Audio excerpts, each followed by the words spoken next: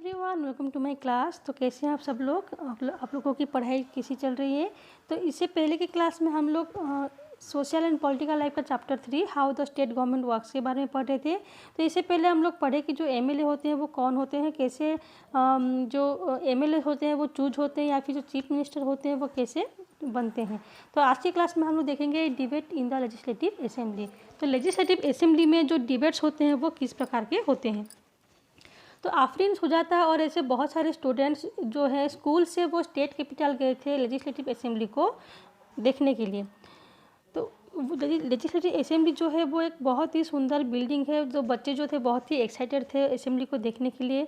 तो उनके security check करने के बाद उनको अपस्टेयर लिया गया। वहाँ पे एक गैलरी था जिससे कि वो लोग बैठ के, नीचे एक बड़ा सा हॉल था, वहाँ पे असेंबली होने वाला था, डिबेट होने वाला था। तो वो लोग उसी गैलरी से नीचे की ओर देख रहे थे। तो एक बहुत बड़ा सा हॉल था जिसमें कि बहुत सारे डेस्क को रो बाय रो उसको लाइन बाय लाइन सजाया गया था, जिसमें कि डिबेट्स होने वाले थे।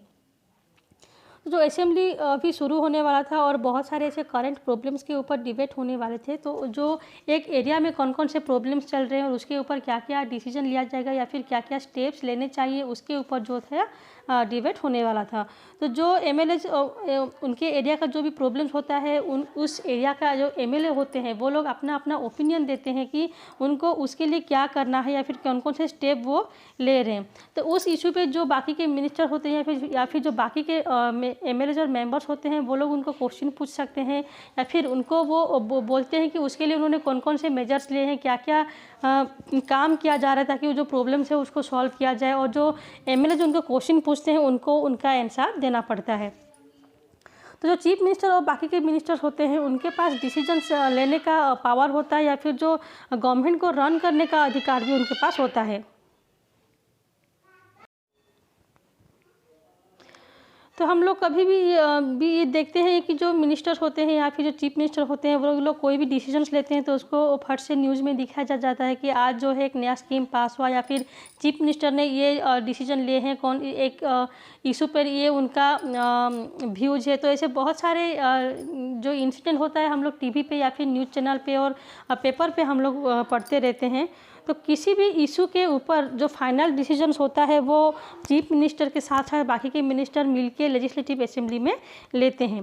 या फिर कौन सा जो उनके जो किसी काम पे कितना पैसा खर्च किया जाएगा, कहाँ कहाँ जो मनी है वो स्पेंड किया जाएगा, सभी के ऊपर जो है मिनिस्टर चीफ मिनिस्टर मिलके डिसीजन लेते हैं। तो सभी का जो पावर होता है, जो मेन अथॉरिटी होता है वो उनके हाथों में ही रहता है।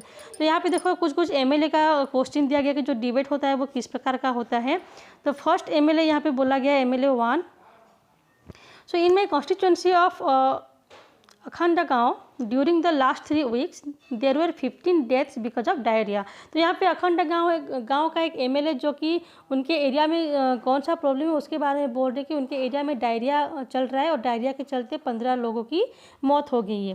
तो उनका सोच रहा है कि ये जो है एक शेम की बात है गवर्नमेंट के लिए। मतलब वो गवर्नमेंट जो है इतने दिनों तक कुछ भी नहीं कर रहे हैं और उसके वजह से 15 लोगों की मौत हो गई है, जो कि गवर्नमेंट के लिए बहुत ही शर्म की बात है। So I think it is a shame that this government has not been able to check the situation of a simple problem like diarrhea while proclaiming itself to be a champion of technology। तो वो government को criticise कर रहे हैं कि वो खुद को टेक्नोलॉजी के चैम्पियन बोलते हैं, लेकिन एक सिंपल सा डायरिया का कोई भी स्टेप वो अभी तक नहीं ले पा रहे हैं। So I would call the attention of the minister in charge of health to take immediate measures to control the situation। तो जो हेल्थ मिनिस्टर्स होते हैं उनको वो बोल रहे हैं कि जो हेल्थ मिनिस्टर है वो कुछ इमीडिएट स्टेप लें ताकि उनके एरिया का जो डायरिया है वो कंट्रोल में आ जाए, उनका जो सिचुएशन है वो थोड़ा बेहतर हो। एमएलए 2 का जो क्वेश्चन है वो पूछ रहे हैं कि my question is why are government hospitals in such a bad situation. तो उनका पूछना है कि जितने भी गवर्नमेंट हॉस्पिटल्स होते हैं वो इतने ख़राब सिचुएशन में क्यों होते हैं।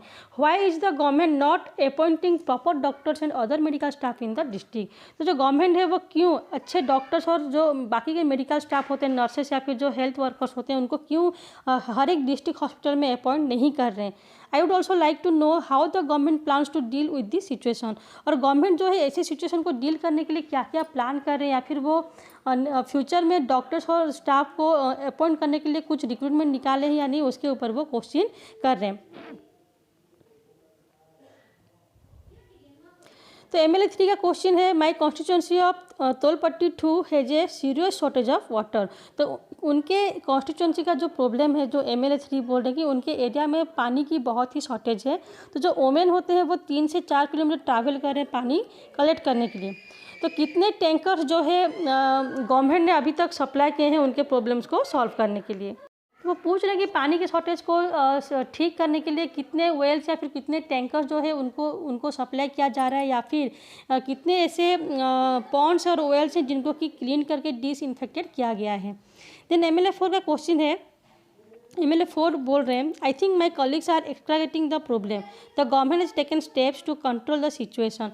तो एक MLA जो है वो ये बोल रहे हैं कि मेरे जो कलीग्स MLA हैं, जो MLA 1, MLA 2 और MLA 3 जो कि गवर्नमेंट को ब्लेम कर रहे हैं, तो वो गवर्नमेंट का जो को जानबूझ के ऐसे प्रॉब्लम में डाल रहे हैं, क्योंकि गवर्नमेंट ऐसे बहुत सारे स्टेप ले रहे हैं ऐसे सिचुएशन को कंट्रोल करने के लिए।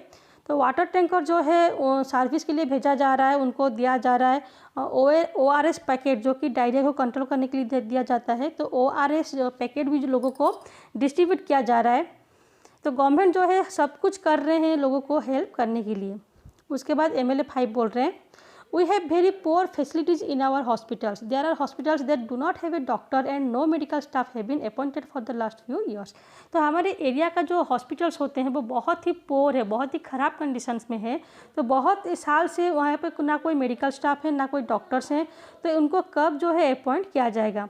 तो जब बाकी के जो हॉस्पिटल्स हैं, तो जो डॉक्टर होते हैं वो लंबे समय से छुट्टी में जा रहे हैं, तो ये जो है बहुत ही शर्म की बात है। तो ऐसे में जो सिचुएशन है पेंडेमिक का, जो डायरिया सिचुएशन है, वो और भी ज़्यादा ख़राब होने वाला है।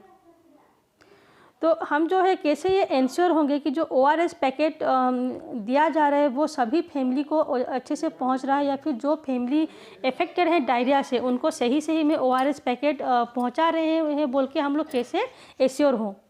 वहीं MLA 6 बोल रहे हैं कि the opposition members are unnecessarily blaming the government.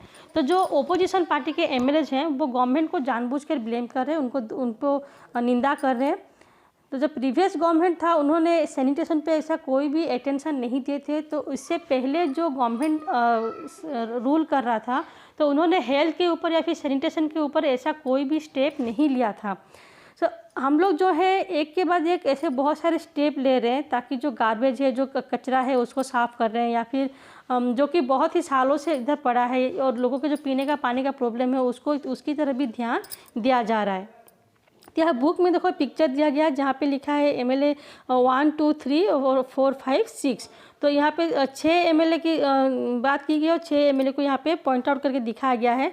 तो ये जो है एक लेजिस्लेटिव असेंबली जो इस प्रकार का होता है। यहाँ पे ऐसे रोज़ में डेस्क लगे हुए होते हैं और एक के बाद एक सभी क्वेश्चन पूछते हैं और दूसरे को जवाब देना पड़ता है।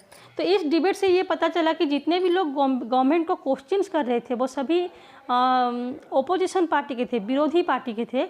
और जितने भी लोग गवर्नमेंट को सपोर्ट करके उनके लिए बोल रहे थे, गवर्नमेंट जो है बहुत सारा स्टेप ले रहे हैं, तो वो लोग रूलिंग पार्टी से थे। तो जितने भी डिबेट्स में ये देखा गया है कि जितने भी क्वेश्चन होते हैं वो सभी को MLA को पूछा गया है और MLA को ही आंसर देना पड़ रहा है। तो जो MLA होते हैं वही गवर्नमेंट फॉर्म करते हैं। इसलिए ये पता चला कि खाली जो गवर्नमेंट का मतलब खाली एक चीफ मिनिस्टर या फिर अकेले पर्सन को ब्लेम नहीं किया जाता है। गवर्नमेंट मतलब पूरा जो सिस्टम होता है, जो MLAs होते हैं और चीफ मिनिस्टर होते हैं, सभी मिलके मिनिस्टर्स, MLAs और चीफ मिनिस्टर सभी मिलके गवर्नमेंट क्रिएट करते। तो इसलिए कोई भी काम तो गवर्नमेंट को ब्लेम करना मतलब सभी MLA को भी ब्लेम करना होता है। तो ये MLAs का रिस्पॉन्सिबिलिटी होता है कि वो उनके एरिया का कोई भी प्रॉब्लम को कैसे सॉल्व करते हैं। तो देखो यहाँ पे जो वर्ड गवर्नमेंट होता है, it refers to the government departments and various ministers who head them. तो the overall head is the chief minister. तो जो उनके जो हेड होते हैं गवर्नमेंट के, वो चीफ मिनिस्टर होते हैं। उनके साथ साथ बहुत सारे MLAs और मिनिस्टर्स भी होते हैं। तो जो MLAs एक साथ गैदर होते हैं असेंबली में, तो उनको बोलते हैं लेजिस्लेचर। तो जो लोग रूल बनाते हैं या फिर नया लॉ बनाते हैं उनको बोलते हैं लेजिस्लेचर। और जो उस लॉ को या फिर उस इशू को काम पे कन्वर्ट करते हैं या फिर उनके जो काम करते हैं उसको बोलते हैं एग्जीक्यूटिव। तो जो लोग एग्जीक्यूट करते हैं काम को उसको बोलते हैं एग्जीक्यूटिव और उनके हेड होते हैं चीफ मिनिस्टर। तो ये था a debate in the legislative assembly. Next class में पढ़ेंगे।